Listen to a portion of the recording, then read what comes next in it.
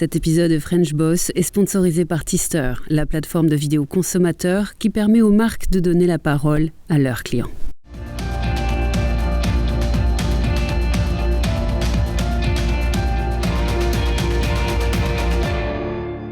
Bonjour à tous, on a une demi-heure pour répondre à la question de savoir si l'homme qui va partager cette demi-heure avec nous est un serial entrepreneur ou s'il est tout simplement un homme qui a des passions multiples et qui se succèdent assez rapidement.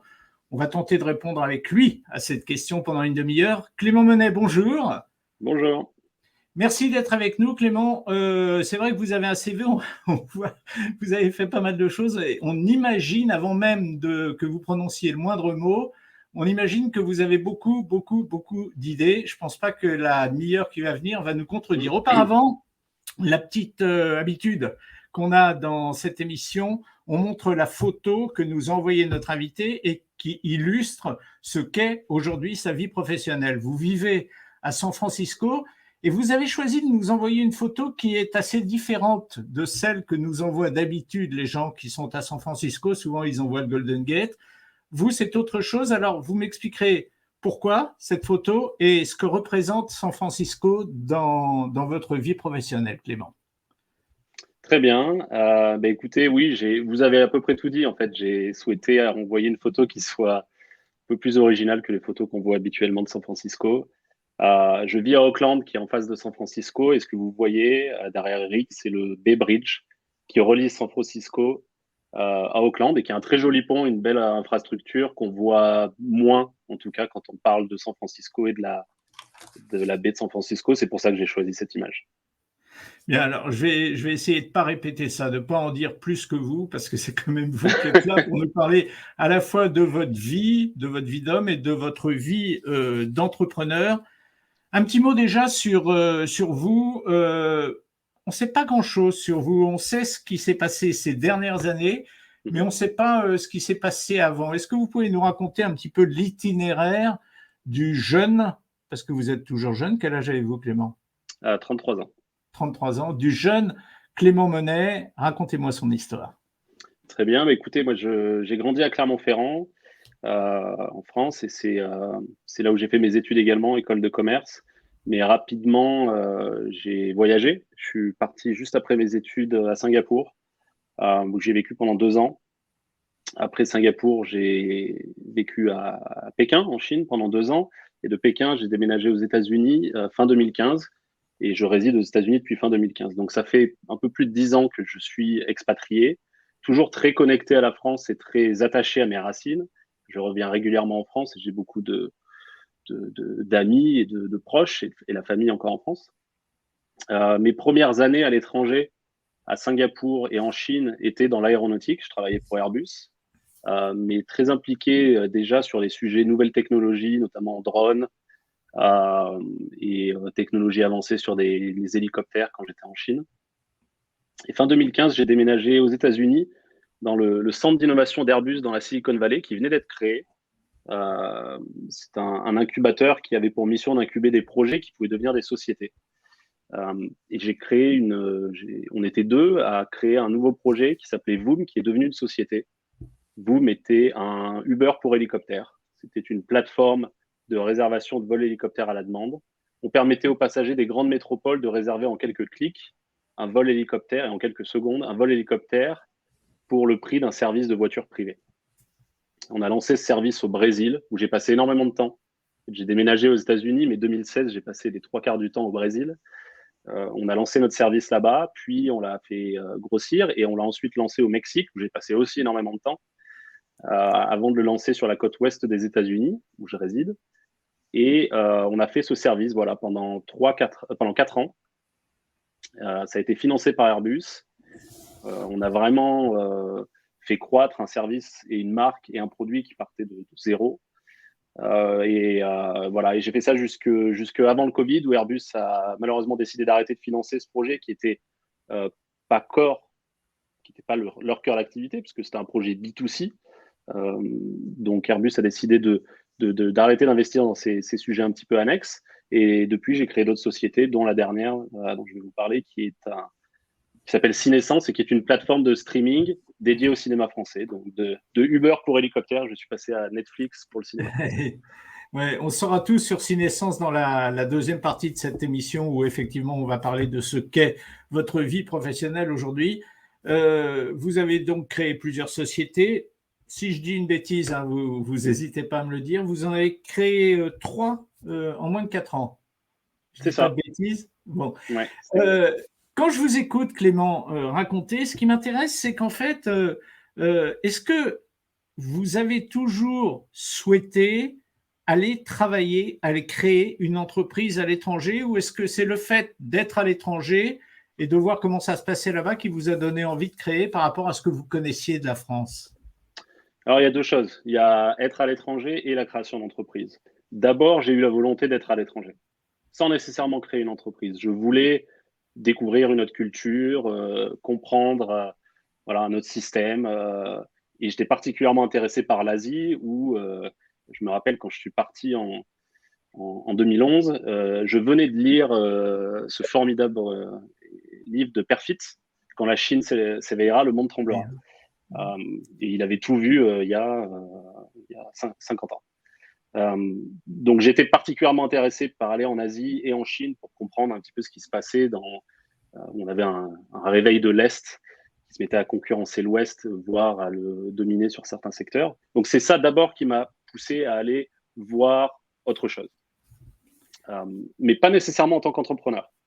Donc voilà, j'ai beaucoup appris, je vous dis, sur notre culture, sur notre façon d'appréhender les relations humaines, sur notre façon de faire du business.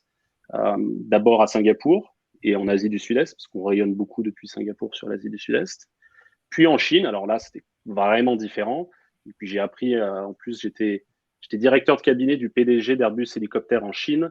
Donc on était sur des sujets très stratégiques, très proches du pouvoir français, allemand et chinois.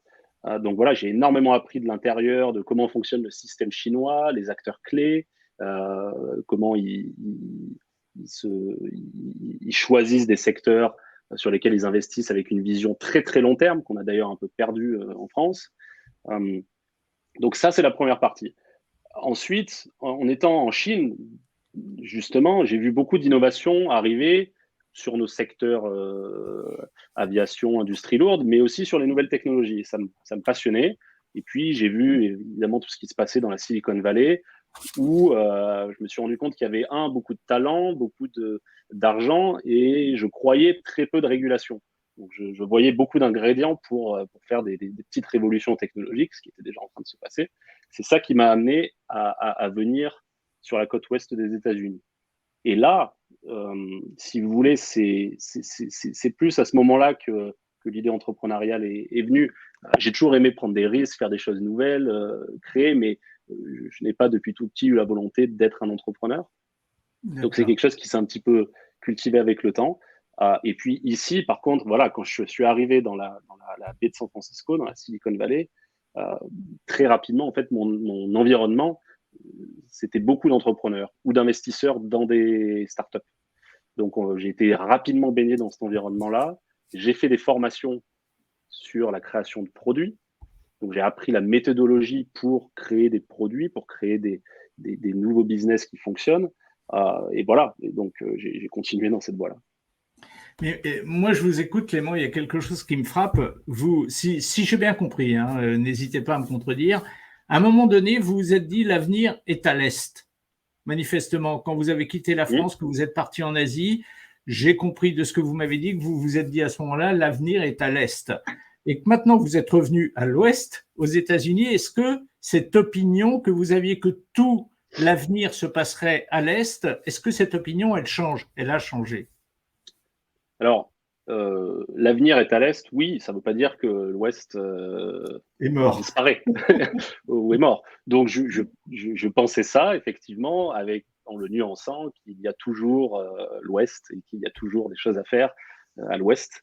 Donc, oui, je pense évidemment toujours que l'avenir est à l'Est, mais que l'Ouest a aussi de beaux jours devant soi. Après, il faut encore nuancer quel pays aussi à l'Ouest. Mais oui, surtout depuis que je suis arrivé ici, je vois que la Chine ça a encore accéléré dans le développement de plein de secteurs. Encore une fois, ils ont une vision d'État long terme, ultra, très réfléchie, inscrit dans le temps, qui respecte l'histoire aussi. Et puis, ils identifient des secteurs clés dans lesquels ils investissent, dans lesquels ils aident, ils ciblent des entreprises ou des entrepreneurs, ils les aident. Voilà, et ils le font bien. Et si vous voulez, ils créent aussi des écosystèmes qui fonctionnent et qui permettent à des entreprises de grossir, d'être efficaces, de créer des produits qui fonctionnent très bien. Et bon, on voit bien que l'opposition entre la Chine et les États-Unis va définir, je pense, tout le siècle devant nous et nous occuper pendant au moins 100 ans. Donc, oui, je pense qu'il y a toujours de l'avenir là-bas et l'Ouest s'en rend bien compte et essaie aussi de ne pas se laisser doubler. Est-ce que ça vous fout pas un peu la trouille, vous, jeune entrepreneur de 33 ans, de voir que maintenant vous êtes là pour faire votre vie professionnelle, même si c'est provisoire aux États-Unis, et que là-bas, à l'Est, il y a des pays qui grossissent et qui sont en train d'écrabouiller le monde entier dans tout un tas de domaines. Ça fout pas la trouille, un jeune entrepreneur, ça? En même temps, je suis aux États-Unis, qui a aussi. Ça va, c'est sûr. Oui, non, mais j'allais dire qu'il fait aussi ce parcours-là, c'est-à-dire qui écrase aussi les autres, qui domine les autres, qui a une influence énorme. Donc, je suis plutôt, je dirais, inquiet que la France je trouve, ne soit pas à la hauteur, globalement, là-dessus. Et c'est une des raisons, d'ailleurs, qui m'a, à mon petit niveau, qui m'a poussé à faire Cinescence. C'était de dire, voilà, la France est le deuxième exportateur de films dans le monde. Donc, notre cinéma attire et il n'y a pas de plateforme de streaming dédiée au cinéma français. Et quand je rentre en France, tout le monde a Netflix. Et si vous voulez, mais quand je vois mes neveux ou nièces qui sont des enfants, qui ont des posters de films américains dans leur chambre très tôt, je me dis, c'est dommage. C'est qu'il y a, voilà, vous voyez, il y a cette influence-là qui est forte, et je dis, où est la voix de la France là-dedans? Donc non, ça m'inquiète pas, ça m'attriste un petit peu, puis ça me donne envie de me battre et de créer. Et puis dans vos propos là, juste avant la pause, on sent pas dans vos paroles un mec qui va retourner travailler en France de sitôt. Hein. Vous donnez pas cette impression. En tout cas, vous le cachez bien si vous en avez. Attention. Hein, la France, c'est pas professionnellement pour vous, c'est pas, en tout cas pas tout de suite. Pas tout de suite, mais je suis pas du tout. Je trouve la France très bien et je serais ravi d'y retourner. Alors pas à très court terme. En plus, je vous expliquerai un petit peu mon produit. Ça a encore plus de sens d'être à l'étranger pour faire ce que je fais. Mais je n'ai pas du tout de réticence à travailler en France. Et je vous expliquerai même, Cinescence, la société que j'ai créée, est une société française que j'ai domiciliée en France. Et donc, j'ai créé une société aux États-Unis, enfin 2, et une en France. Donc, je peux aussi vous parler de ça. Et je ne pense pas que ce soit impossible de faire en France, enfin voilà, il y a plein de choses qui peuvent être faites en France également. Ok Clément, on parle de tout ça dans quelques secondes. Auparavant, une petite pause, un petit coup de projecteur sur une société qui est notre partenaire depuis le début de la saison, une société qui s'appelle Tister et qui vient de s'implanter aux États-Unis. On va refaire un petit peu un tour d'horizon des produits développés par Tister en compagnie d'un de ses directeurs. Vous restez avec nous, Clément, ne bougez pas. On revient dans quelques secondes, on va dire. À tout de suite. Je vais vous parler de Petit Bateau, la marque de prêt-à-porter, je pense que vous connaissez tous. Donc, ça fait maintenant plus d'1 an qu'on travaille avec eux et quand ils ont commencé à travailler avec nous, ils avaient 3 objectifs. Le premier, c'était améliorer l'expérience utilisateur et la conversion sur leur fiche produit. Le deuxième, c'était accélérer sur la création de vidéos, puisqu'ils étaient conscients qu'ils avaient besoin de contenu vidéo pour alimenter leur campagne marketing et améliorer l'information sur leur fiche produit. Et le troisième, c'était donner la parole à leur communauté. Donc, vous imaginez bien que notre solution était à la confluence de ces 3 éléments. Et donc, ils ont décidé de s'appuyer sur les vidéos de leur communauté de consommateurs qu'ils considèrent aujourd'hui comme leurs meilleurs ambassadeurs. Et donc voilà, donc un beau projet qui a bien fonctionné et on est actuellement en échange avec eux pour lancer notre solution de création de vidéos pour leurs équipes, puisqu'aujourd'hui on fait également de l'employee generated content. Et c'est quelque chose qui intéresse grandement Petit Bateau pour donner la parole à leurs employés et à leurs équipes pour partager leur expertise et l'histoire derrière les produits Petit Bateau. Petit Bateau, une marque française. Vous savez quoi, Christophe? Je vous demande de réfléchir pour notre dernier entretien à venir, celui qui sera le dernier. Je vous demande de réfléchir à un autre client, peut-être une marque étrangère. Très bien, j'y réfléchis et j'en aurai un pour la semaine prochaine. De retour à San Francisco, tout près de San Francisco, de l'autre côté de ce pont là, qui est derrière moi, et de retour donc en compagnie de Clément Monet. Clément Monet, quelque chose que j'ai lu et qui traduit un trait de caractère dont on va parler, et un trait de caractère qui est certainement très, très prégnant aujourd'hui dans tout ce que vous faites professionnellement. J'ai l'impression que vous n'avez peur de rien, parce que j'ai lu que vous vous proposiez, il y a quelques années, de réorganiser le trafic aérien en vous basant sur un trafic en hélicoptère. C'était courageux, c'était novateur, c'était le mec a pas peur, quoi. Oui, d'abord, oui, c'est vrai que ça me caractérise de tenter, de penser qu'on peut faire, peu importe d'où on vient, et si on a des bonnes idées et qu'on travaille pour arriver à ses fins. Donc oui, ça me caractérise. Et pour votre exemple, tout à fait, on a créé Voom, donc fin 2015, avec l'ambition de réorganiser effectivement le transport. En fait, avant l'ambition, on est parti d'un problème. On est parti d'un problème existant qui est de la sururbanisation dans les grandes métropoles et tous les problèmes que ça crée, notamment les problèmes de trafic.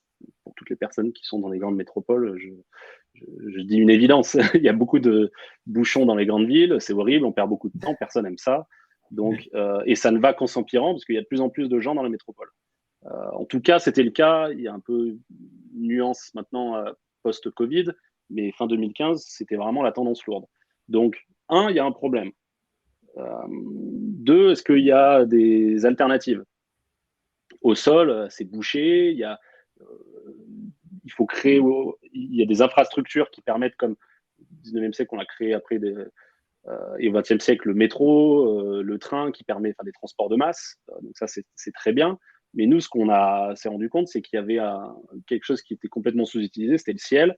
Donc, on s'est posé la question, est-ce qu'on peut faire des transports dans les grandes métropoles, des transports courts, en utilisant les airs? Il y a des machines aujourd'hui, des hélicoptères qui permettent de le faire. Et il y aura demain des nouvelles technologies, ce qu'on appelle des voitures volantes. Ça fait un peu rêver tout le monde. Ça fout les jetons, les voitures volantes. Les voitures volantes, après, c'est un nom. Voilà, c'est des gros drones électriques et autonomes qui permettront de transporter des passagers. Et si vous voulez, quand on a commencé ça, il y avait déjà des sociétés qui commençaient à travailler sur ces voitures volantes. Et donc, on s'est dit, n'attendons pas de fournir la solution. C'est-à-dire qu'on peut créer quelque chose aujourd'hui avec les solutions existantes, les hélicoptères, et demain, on remplacera ça par les voitures volantes quand elles seront là. Donc, on a créé une plateforme, une app qui permettait, encore une fois, aux gens de réserver en quelques clics un vol en hélicoptère. On a fait un business model qui permettait de l'ouvrir au plus grand nombre parce que les hélicoptères, ça coûte très cher. Ce n'est pas un produit pour tout le monde, évidemment. Et nous, on a réussi à offrir des vols d'aéroports centre-ville, à Sao Paulo et à Mexico, par exemple, des vols de 10-12 minutes à $180 ou $200. Ouais, évidemment, c'est cher, mais vous voyez, puis c'est à comparer à $50 de taxi ou 70-80 de voitures premium. Donc, et on faisait ça en 12 minutes au lieu d'un trajet en 1h30 ou 3 heures s'il y a vraiment beaucoup de bouchons. Donc, ouais, il y avait une vraie valeur ajoutée. Donc, effectivement, c'était une ambition un peu osée, mais vous savez, on a accéléré énormément les investissements dans ce secteur parce que comme on était financé par Airbus, ça donnait beaucoup de crédibilité à tout le secteur. Et il y a plein d'entreprises qui font des voitures volantes aujourd'hui. Il y en a 2 qui sont devenues publiques, donc qui sont sur les marchés boursiers depuis cette année. Il y a une autre entreprise qui était concurrente de la nôtre, qui est aussi devenue publique cette année. Et il y a des milliards qui ont été investis dans ce secteur parce que, encore une fois, c'est un problème qui touche beaucoup de métropoles partout dans le monde, donc il faut apporter des solutions. Bon, Clément, on est là pour parler de Cinescence que vous avez créé cette année. On va essayer de parler du plus grand nombre de choses possibles à propos de Cinescence. Tout d'abord, je voudrais revenir. Donc, c'est un Netflix du film français, hein. On va schématiser ça comme ça, et puis vous expliquerez mieux. Mais déjà, c'est très international, donc parce que c'est à la fois américain et français. Est-ce qu'on pourrait brièvement revenir un petit peu sur la philosophie d'internationalisation de Cinescence? Complètement. C'est encore une fois parti d'un problème. Vous savez, quelque chose que j'ai appris rapidement en arrivant ici dans la Silicon Valley, c'est qu'on ne crée pas des produits et des entreprises qui fonctionnent comme ça, avec juste une idée, et puis on verra si ça marche. Il y a des méthodologies précises, que ce soit quand Dropbox fonctionne ou WhatsApp, ces produits-là, etc. Ils ont été créés avec des méthodologies respectées pour créer un produit. Cinescence, c'est parti de ça aussi. C'est parti d'un problème. Le problème depuis l'étranger, depuis l'international, on ne peut pas facilement accéder à des films français en ligne. Clément, je vous interromps, Clément. Est-ce que c'est quelque chose que vous aviez observé vous-même? C'est quelque chose que vous sentiez intuitivement qu'il y avait quelque chose à faire dans ce domaine? Mais est-ce que vous avez mené une véritable étude de marché avant la création de Cinescence? Vous me devancez, c'est la deuxième étape. C'est d'abord le problème. Mais c'est parce que le temps nous presse. C'est pour ça que je voudrais qu'on en dise le plus possible. Très bien. Pardonnez-moi. Donc, d'abord, le problème, il existe. Deux, est-ce qu'il est partagé par beaucoup de monde? D'abord, ce n'était pas une intuition, c'était un problème que j'avais vraiment. C'est-à-dire dire, tiens, je vais regarder ce film français et je ne le trouve pas. Et sur YouTube, il n'y est pas. Sur les grandes plateformes à la Netflix, il n'y est pas. Donc, voilà. Et j'ai beaucoup d'amis américains ou d'autres nationalités. J'essaie de leur montrer ces films-là et je ne peux pas. Donc, je ne peux pas partager ma culture. C'est bien dommage. Deux, est-ce qu'il est partagé par beaucoup de monde? Donc là, j'ai fait des études de marché. J'ai un gros réseau international partout dans le monde et j'ai vérifié, j'ai fait des enquêtes clients et les retours ont été hallucinants. Très rapidement, j'ai vu d'abord les Français de l'étranger qui me disaient mais bien sûr, on serait prêt à payer pour ça, mais à plus de 95%. Et puis même les étrangers qui disaient mais ça nous intéresse, on sait qu'il y a des films français ils ont un truc particulier, mais on les voit pas assez, on connaît pas assez. Donc là, c'est vraiment ça, c'est-à-dire et pour répondre à votre première question, c'est de voir le mélange entre la France et les États-Unis, c'est le contenu français de qualité, qui est très particulier, notre cinéma, voilà, qui a une touche, on peut reconnaître ça dans nos films. Et ce que j'applique d'américain, entre guillemets, c'est la technologie, la méthodologie pour développer un produit, pour développer une marque et la faire croître, la scaler, comme ils disent ici, de manière internationale. Et ça, je l'ai fait avec Voom. Et voilà, donc si vous voulez, et personne ne l'a fait avant. Il n'y a pas de plateforme de streaming dédiée au cinéma français, alors qu'on est le deuxième exportateur dans le monde, c'est quand même fou.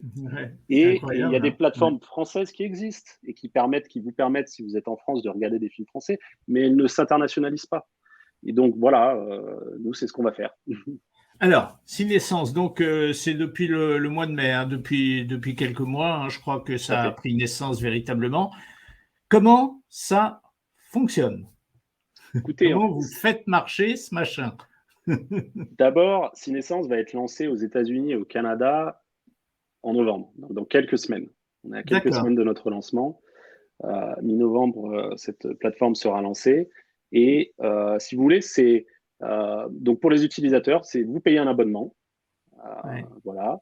$6,99 aux États-Unis, $8,99 canadiens. Et vous accédez aux films et vous pouvez les regarder en illimité. Si vous ne souhaitez pas payer un abonnement, vous pouvez aussi les louer à l'acte, donc louer film par film, à partir de $3,99. Et vous aurez accès à un catalogue très très riche de grands classiques du cinéma français et de films récents. Donc là, pour notre lancement, par exemple, on a le dernier Clapiche, 2 mois, avec Anna Girardot et François Civil, qui est génial, et Camille Cotin, qui est bien connu maintenant aux États-Unis. Connasse. Voilà, et puis 10%, la série qui a pas mal explosé avec le Covid ici. On a des films Alibi.com, qui est un film de Philippe Lachaud, qui fait des comédies récemment, qui fonctionnent beaucoup en France. Donc Alibi.com, c'est avec Didier Bourdon. Et puis vous avez Un Indien dans la ville, Pédale douce, vous avez César et Rosalie, Max et les Ferrailleurs, vous voyez, des films de Claude Sauté, des films de Gabin, Touchez pas au Grisby, avec Lino Ventura aussi. Voilà, donc en fait, c'est une plateforme qui va vraiment offrir aux Français de l'étranger comme moi, aux francophiles, c'est-à-dire les étrangers intéressés par la culture française, et aux francophones, un accès exclusif à ces films richissimes et formidables, qu'ils soient des grands classiques ou des dernières nouveautés, pour 6,99 par mois. Alors Clément, avoir le catalogue de films, j'ai l'impression, mais moi j'ai une vision complètement béotienne de tout ça, mais j'ai l'impression qu'avoir le catalogue de films n'était pas forcément la chose la plus compliquée. Ce qu'il faut, c'est avoir l'accès aux téléviseurs américains, ce que les gens ont chez eux. Et comment vous avez fait ça? Qu'est-ce que vous avez comme entrée dans cet univers-là? Alors d'abord, je nuance un peu votre propos sur le catalogue. C'est pas le moins compliqué. C'est à la fois difficile et puis c'est des choix éditoriaux, c'est des choix de positionnement. Netflix se positionne clairement sur ce qu'ils produisent et sur ce qu'ils offrent. Il y a des films que vous ne trouverez pas sur Netflix parce qu'ils ne souhaitent pas les mettre en avant. Donc, il y a d'abord un choix et puis après, il y a à négocier les droits sur ces titres-là. Et ça, ce n'est pas une mince affaire et c'est une grosse plus-value de ce qu'on offre avec Cinescence. Et vous le verrez déjà avec notre catalogue de lancement, qui va grossir. On commence avec une petite centaine de films, mais très rapidement, on va grossir ce catalogue et puis on va faire des choix, si vous voulez, des focus sur notre plateforme pour permettre aux gens, notamment les Américains qui ne connaissent pas forcément très bien, de voir par exemple les meilleurs films de Gérard Depardieu, les meilleurs films de Cédric Clapiche, etc. Donc ça, c'est l'aspect catalogue. Après, sur la partie technique, nous, on va lancer dans quelques semaines avec un site web, une application iOS et une application Android. Et à partir des applications mobiles, et aussi à partir de votre ordinateur, vous pouvez caster sur votre télé via AirPlay et Chromecast. Donc, vous pouvez l'avoir sur votre téléviseur. On l'a testé, nous, hier soir encore, avec notre app qui est en version test. Et ça marche du feu de Dieu.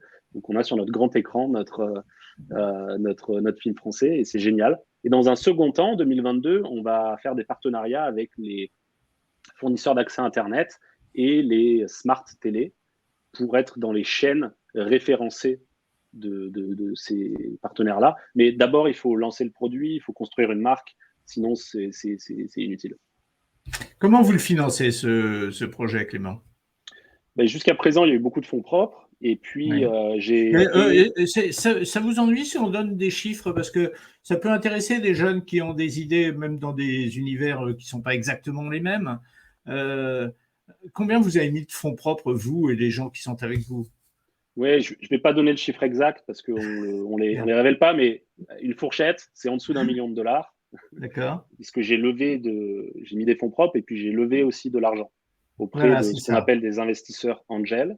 Oui. Et voilà, donc on est sur plusieurs centaines de milliers d'euros ou de dollars. Voilà. Donc j'ai rencontré beaucoup d'investisseurs angels, il y en a beaucoup aux États-Unis, notamment dans la communauté française, mais pas que, évidemment. J'en ai rencontré en France.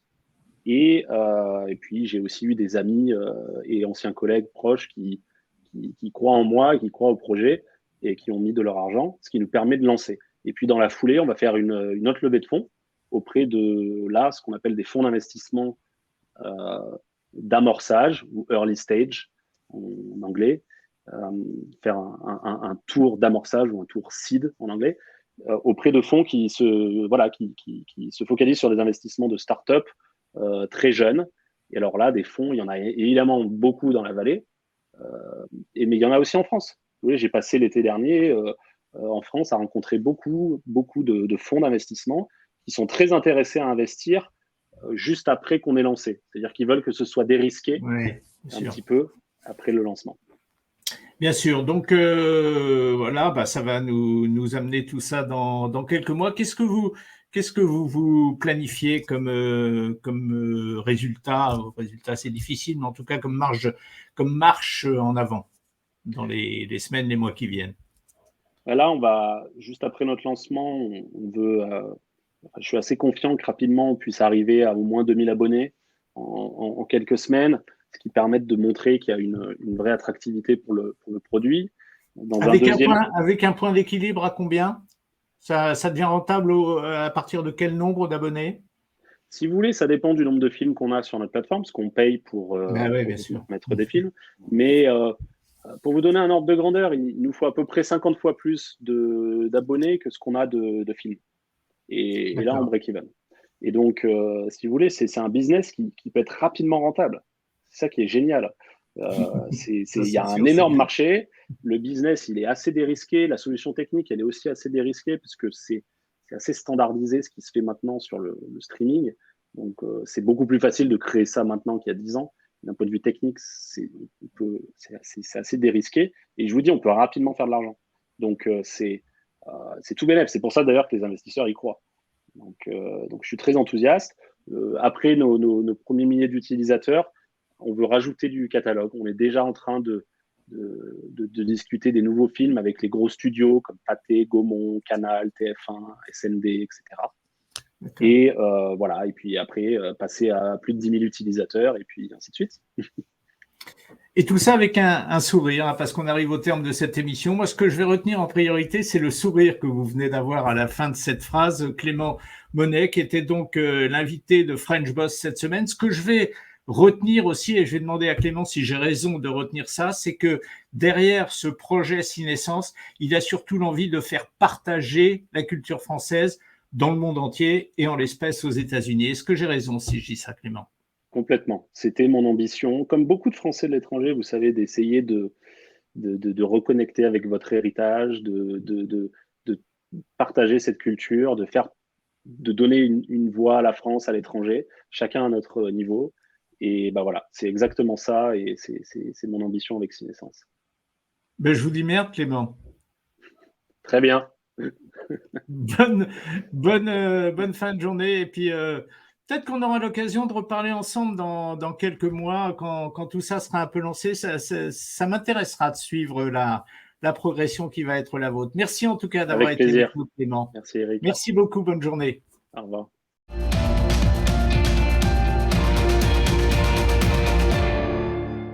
Cet épisode de French Boss a été sponsorisé par Tister, la plateforme de vidéo consommateur qui permet aux marques de donner la parole à leurs clients.